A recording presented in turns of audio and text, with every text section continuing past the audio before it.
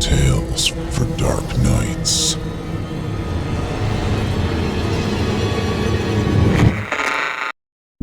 It's time to turn off the lights and turn on the dark. Chilling tales for dark nights.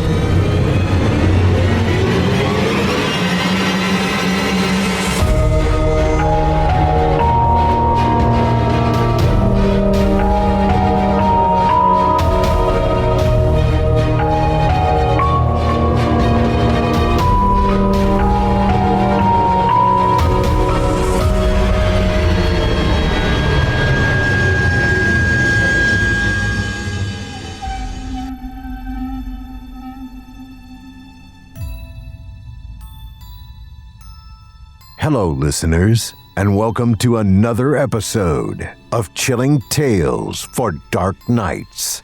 I'm your host, Steve Taylor, and tonight we're leaving the comfort of dry land behind, venturing into cold, unforgiving waters where storms are only the beginning of your worries. For generations, sailors have spoken of the sea with equal measures of awe and fear. It feeds us, it carries us, it connects distant shores, but it also guards secrets older than civilization itself. Things that drift far below the reach of sunlight, waiting patiently beneath restless waves. Tonight's tale reminds us that not every ship lost at sea is simply claimed by wind or weather. And sometimes the greatest danger isn't what sinks beneath the ocean. Sometimes it's what returns from the murky depths. So batten down the hatches, keep a weather eye on the horizon, and get cozy. The show is about to begin. Tonight's featured tale of terror comes to us courtesy of acclaimed horror author William Meikle, performed by Daryl Castillo, with production by Craig Groshek. I present to you Home from the Sea. The Irishman's in trouble. It was no night to be out on the water, but it was an unwritten law in Trinity. If one of us is in trouble, we all are. I drank down the shot of rum I had but left the ale where it sat. The sea was going to be rough enough without having sour beer rolling in my gut. I went with the crowd to the dock and peered through the wind and spray.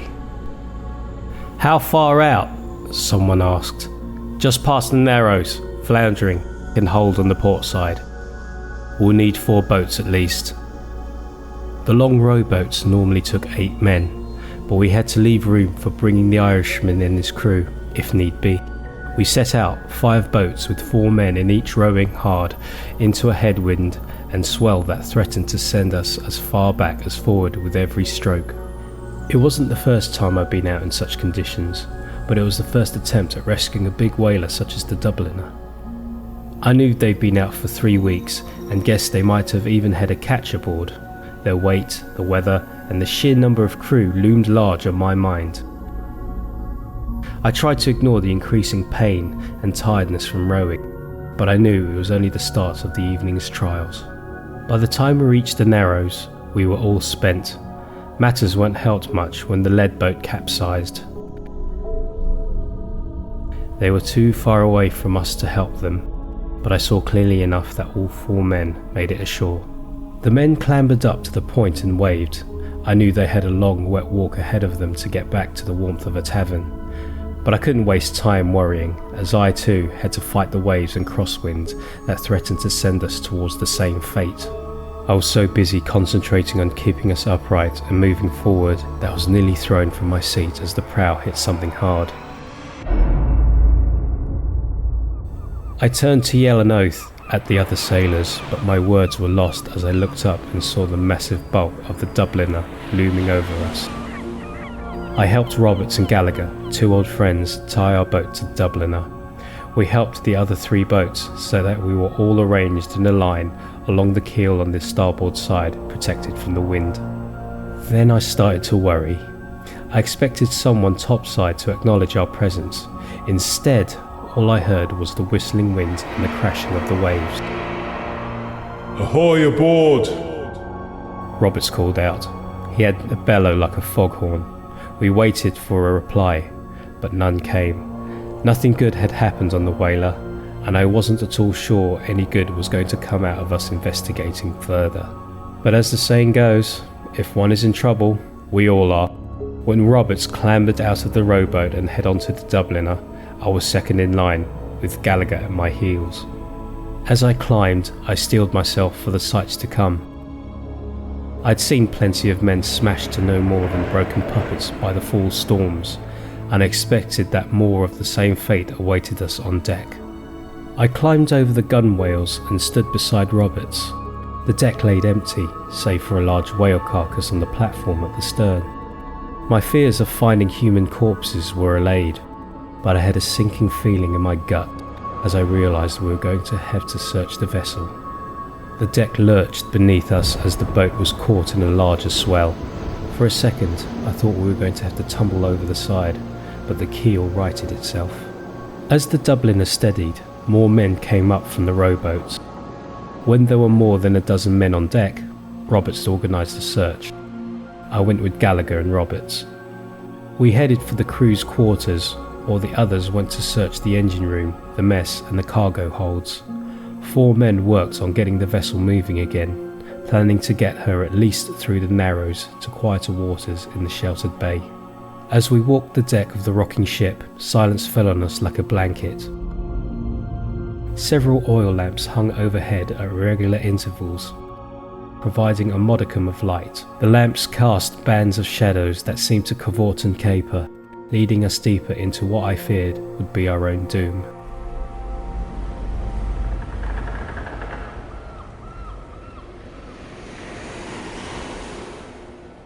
Descending a flight of stairs, my legs felt like jelly. Every fibre of my being wanted to flee back to the tavern to get as much rum as I could get inside of me. But for the presence of Roberts and Gallagher, I might have allowed myself to succumb to the terror. My fear of ridicule was stronger than the fear of the unknown, so I followed Roberts as we went deeper into the boat. The Irishman's cabin was empty, save for a bottle of rum on the sideboard that shouted at me as I turned away to the corridor. When we stepped into the next cabin, I wish I had listened. We found our first corpse. At first I was not entirely sure what I was seeing. It looked as if someone had left a pile of clothing on the floor. Then I saw a slimy trail of blood. It led to a 6-inch wide strip away from the clothing, across the floor, then up the wall to where it stopped at the open porthole.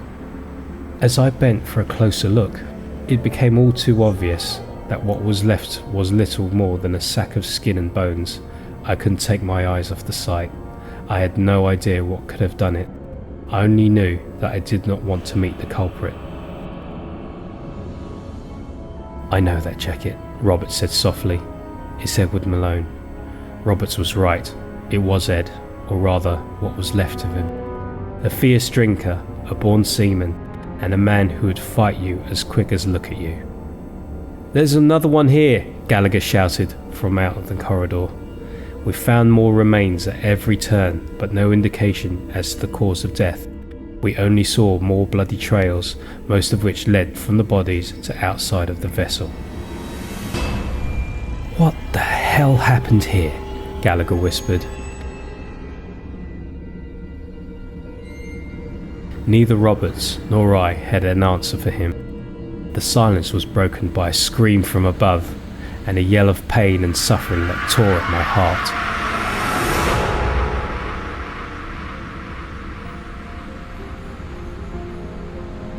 We headed topside at a run. We arrived on deck to a scene of bloody chaos. Men ran and screamed, blood flew, the wind howled while the vessel bucked and rolled beneath us.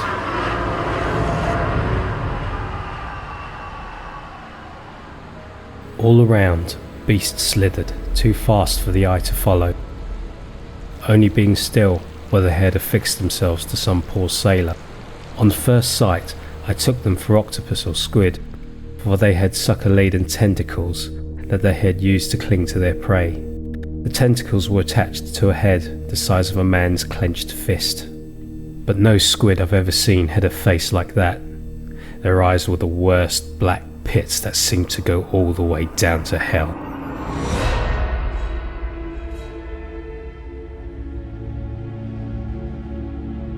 The pits that sat above a mouth, made of an elongated tube of muscular tissue that pierced the victims' bodies and fed. The moist, sucking noises reached us even above the howling wind, and that sound was the most terrible aspect. The beasts were everywhere. 6 men had already fallen, and 3 more feebly tried to keep the ravenous creatures away with little success. Gallagher jumped at the nearest one and tried to drag it off its victim. All he succeeded in doing was tearing a lump of flesh away from the poor man's chest. The creature writhed and squirmed in Gallagher's hands. Tentacles quickly circled his wrist and started to squeeze. "Get this bastard off me!" he shouted. Roberts obliged, but was more circumspect in his approach.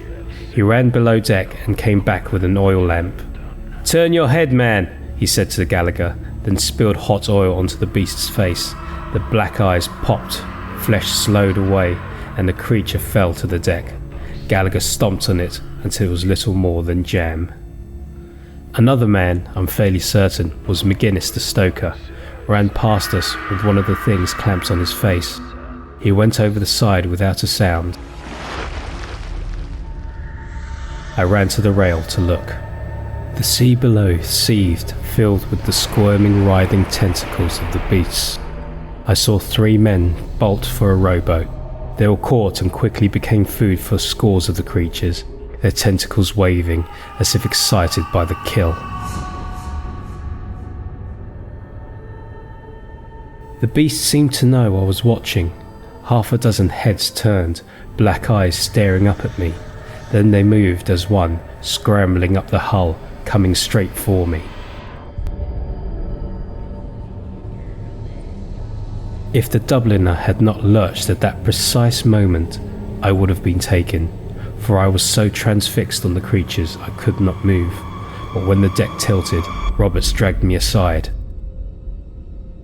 "To the stern, man," he shouted, "and pray the lifeboat is here." We ran, even as the things clambered up over the gunwales and came after us.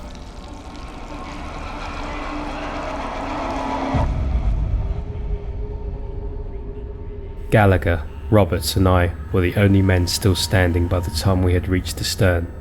The sight that met us made me fear that I was not going to outlive my old mates by very long.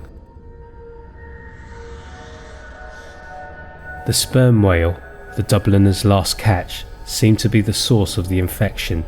Its belly was vastly swollen and distended with a gaping hole in the blubber, and a nest of beasts all fighting escaped from within.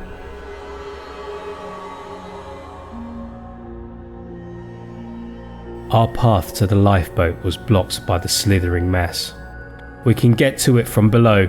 Come up from under," Roberts said. The thought of being trapped below decks with the creatures filled me with dread, but I knew that Roberts was right. It might indeed be our only chance of escape. First, we had to find a safe way to get below, and that in itself was no easy task. "We need to get off this boat," Gallagher shouted. Neither Roberts nor I disagreed, but the beasts blocked our way in every direction, and some were beginning to close in on us. I considered diving overboard, swimming for it and hoping for the best, when Roberts kicked and stomped at any beast in range. They burst with moist squelches and lay still. "The heads are their weak spot. We can make it," Roberts said, pointing to the hatch leading below. "Just keep kicking." We moved quickly across the deck, frantically stomping, leaving a trail of slime and mucus behind us. One of the beasts wrapped its tentacles around my ankle and squeezed, sending a flare of hot pain up my leg. I brought my heel down hard and the head popped. The tentacles fell limply away. I dived through the hatch after Roberts. Gallagher was behind us, screaming. Roberts and I furiously pulled the hatch closed just as he fell through. One of the beasts was attached to Gallagher's shoulder, biting into him, making him scream louder.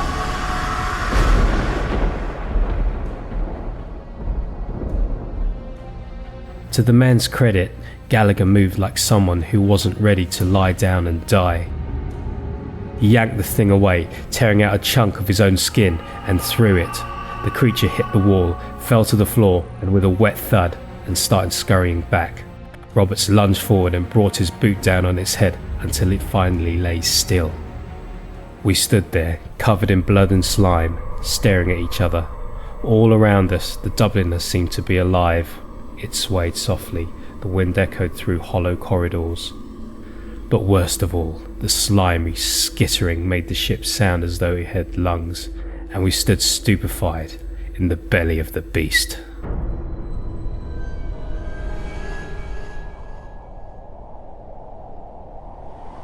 Suddenly, all was silent, save for the creaking of the old boat and the distant roar of the storm. At some point in the melee, I lost my bearings. I thought we had descended to the area immediately above the engine room, but we were once again in the corridor that led to the crew quarters. And if the layout of the whaler was as I remembered, there was no easy way to get to our objective. Our situation has hardly improved, Gallagher said quietly. He bled heavily from the wound in his shoulder, but waved me away when I tried to help. I'll have time for doctoring later. I looked to Roberts for guidance. He bent over the remains of the creature at our feet. "What the hell are they?" Gallagher asked. "I'd never seen the like before." "Never heard of the like either," Roberts replied, wiping slime on his trousers. "It's some kind of squid, but I'm buggered if I know anything more than that. Besides, what they are isn't important. We need to get to the stern and fast. The boat is going into the rocks at any minute, and when that happens, we're all dead anyway." I wasn't too keen on being reminded of that fact.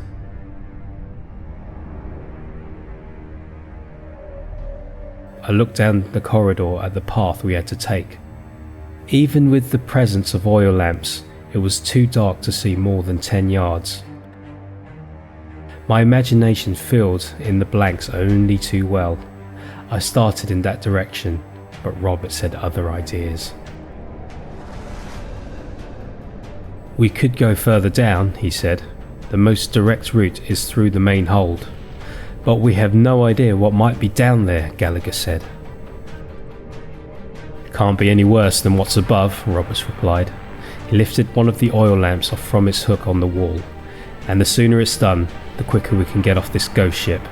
I followed Roberts closely, hoping his last statement was close to the truth.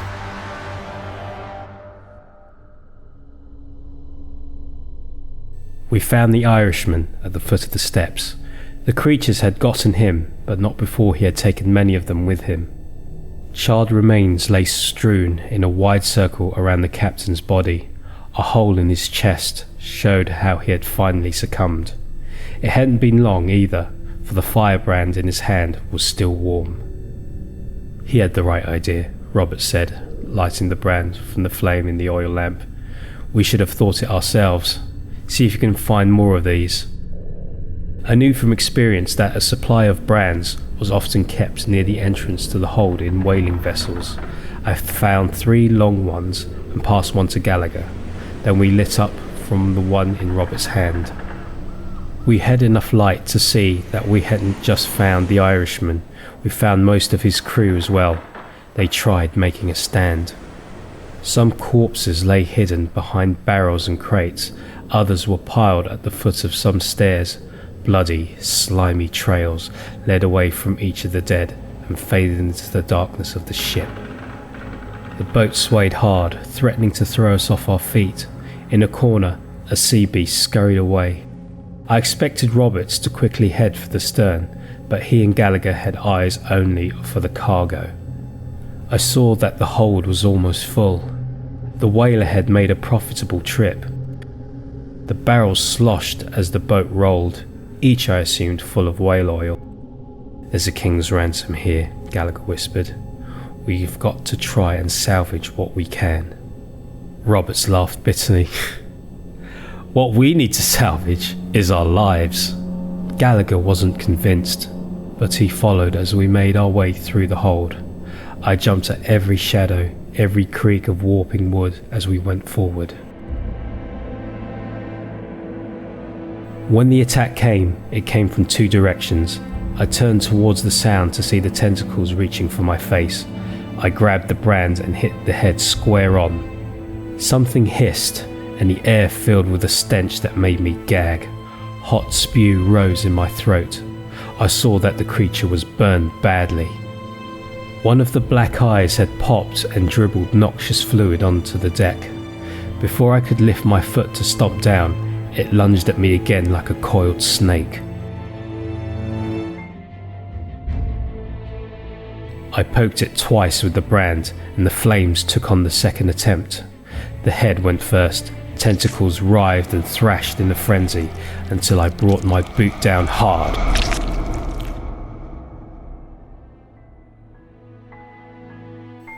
Behind me, Gallagher and Roberts sounded as though they had troubles of their own. I turned to my crewmates. They had not had my good fortune of hearing the attack. A second burning beast was on the deck. Roberts was still on his feet, but white as a sheet, apart from where a wash of blood ran down his chest, a gaping wound at his neck, evidence of where the thing had penetrated his throat. "I'll be fine," Roberts whispered. A moment later his legs gave way despite Gallagher trying to hold him up. He fell at my feet, dead eyes staring up at me. Gallagher headed forward at a flat run. The ship's breathing grew harder and more intense, the swaying increased, and the slimy movements all around reinforced the illusion of lungs. I got to the stairs that led up to the stern just in time to see Gallagher step onto the deck some 12 feet above me. I flinched, expecting him to be immediately attacked, but all I heard was the whistle of the wind and the roar of water on rocks. The vessel struck something hard enough to make me lose my footing and drop the brand. It hit the deck, snuffed out and rolled away. Somewhere in the shadows I heard another beast move. I fled up the steps, praying not to be hauled backwards down into the dark. Gallagher took no notice of me. He stood staring towards the shore. The lights of Trinity was twinkled in some quarter of a mile distant.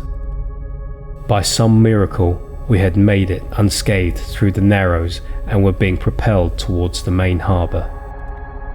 "We can bring her in," Gallagher said. "Salvage the oil. We can be rich men by the morning."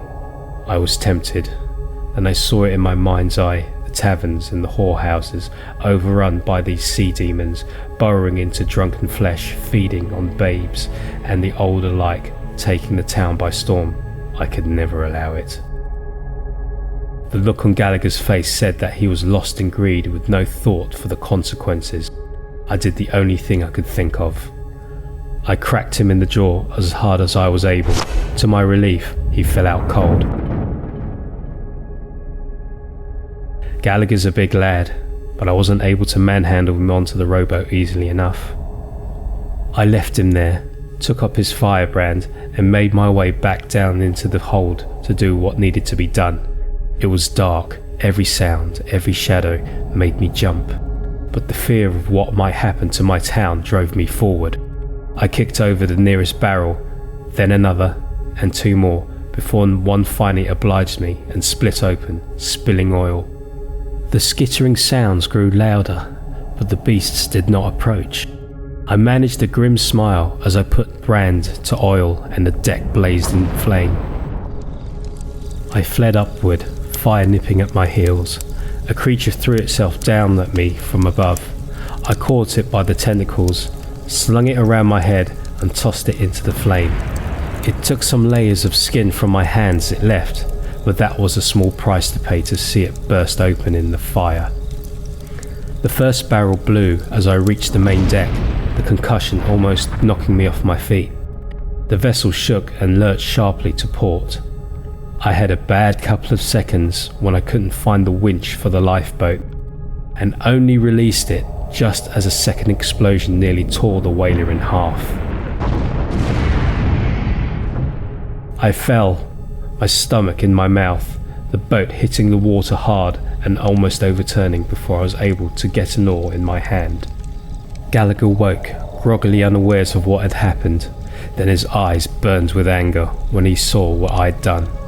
But the anger quickly turned to terror as the sea between us and the rapidly sinking vessel began seething and roiling. A mass of tentacles rose as if tasting the air, seeking us out.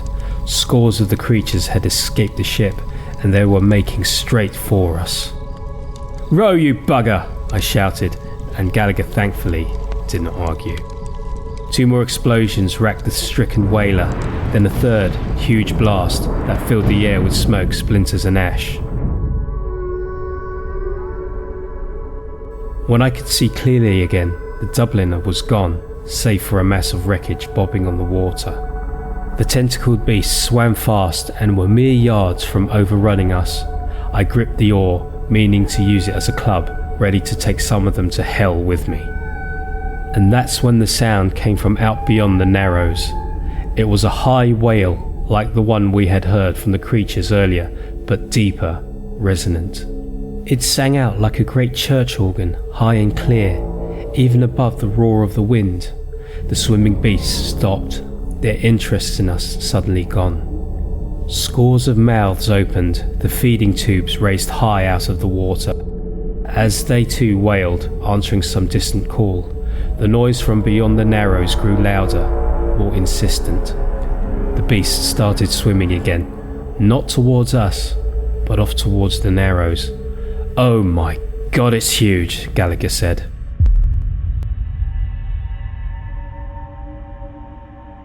We rowed to the shore in silence. We wouldn't speak of what we saw again, not until later in the warmth and comfort of the tavern. "It filled the whole of the Narrows," Gallagher whispered, so no one but I could hear, chilling me once more to the bone. Their mother called them home. You've just heard Home from the Sea, written by William Meikle, performed by Daryl Castillo, and produced by Craig Groshek. Great maritime horror has a way of reminding us how small we truly are. Long before satellites mapped the globe and sonar probed the ocean floor, sailors understood a simple truth: the sea keeps its own secrets. Every voyage beyond the horizon meant placing your life in the hands of a world that could become unimaginably hostile without warning. William Meikle captures that uncertainty beautifully from the opening pages. What begins as a straightforward rescue mission quickly transforms into something far more terrifying. Not because of the storm itself, but because the tempest has delivered something home that never belonged anywhere near civilization. If tonight's tale left you wanting more, you'll definitely want to check out the work of William Meikle. Originally from Ayrshire, Scotland, and now living in rural Newfoundland, Canada, William has become one of the most prolific voices in modern horror fiction. With more than 30 published novels and over 300 short stories appearing in 13 countries, his fiction has earned readers around the world through its unforgettable blend of supernatural horror, creature features, mystery, folklore, and cosmic dread. His stories have appeared in numerous professional anthologies and magazines, including Nature Futures, Galaxy's Edge, and many others, while his novels have become favorites among fans of classic monster fiction and Lovecraft horror alike. When he isn't writing, William enjoys playing guitar, enjoying a good beer, and dreaming of fortune and glory, all while living in a picturesque Newfoundland fishing town with whales, bald eagles, and even icebergs right outside his door.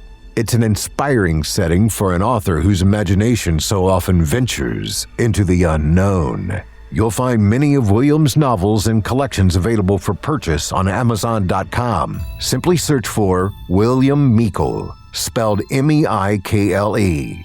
We also encourage you to visit WilliamMeikle.com, where you can learn more about his work, discover new releases, and explore his extensive bibliography. And if you do pick up one of his books, be sure to leave a review afterward. And don't forget to let him know Steve and everyone here at Chilling Tales for Dark Nights sent you.